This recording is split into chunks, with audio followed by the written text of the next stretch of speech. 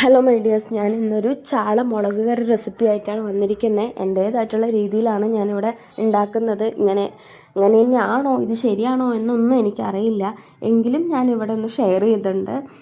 തെറ്റുണ്ടെങ്കിൽ ഒന്ന് പറയണം കേട്ടോ. കുഞ്ഞുള്ളിയും തക്കാളി, ഇഞ്ചി, വെളുത്തുള്ളി, പച്ചമുളകൊക്കെ ചെറുതായിട്ട് മുറിച്ച് വെച്ചിട്ടുണ്ട്. പിന്നെ ഒരു നെല്ലിക്ക വലിപ്പത്തിലുള്ള പുളി നമ്മൾ വെള്ളത്തിലിട്ട് വെച്ചിട്ടുണ്ട്. എന്നിട്ട് എണ്ണ ഒഴിച്ച് കടുക് പൊട്ടിക്കാം.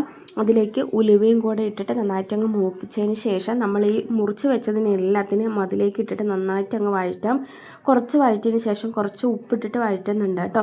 അപ്പോൾ നന്നായിട്ട് അങ്ങോട്ട് വഴറ്റണം. എന്നിട്ട് നന്നായിട്ട് വഴണ്ട് വന്നതിന് ശേഷം മഞ്ഞൾപ്പൊടി ഇടാം കുറച്ച്, അതിലേക്ക് മല്ലിപ്പൊടി ഇടാം കേട്ടോ.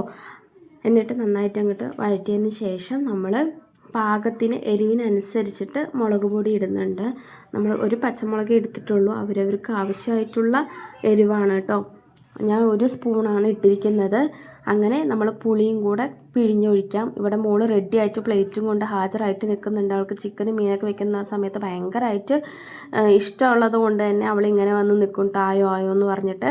അങ്ങനെ അത് തിളവന്നതിന് ശേഷം നമ്മൾ ഈ മത്തി അങ്ങോട്ട് ഇട്ട് കൊടുക്കാം. ഇത് വേറൊന്നുമല്ല, ഇത് വെളിച്ചെണ്ണയില്ലേ, അത് നമ്മുടെ തണുപ്പായിട്ട് ഇങ്ങനെ കട്ടയായതാണ് കേട്ടോ. അതാണ് ഒരു സ്പൂൺ ഞാൻ ലാസ്റ്റ് ഒഴിച്ചിരിക്കുന്നത്. അപ്പോൾ നമ്മുടെ ഇവിടെ ഫിഷ് കറി റെഡി. ഇനി മോൾക്ക് ചോറ് കൊടുക്കാൻ പോവുകയാണെങ്കിൽ അപ്പോൾ ഇന്നത്തെ വീഡിയോ ഇത്രയുള്ളൂ. ബൈ.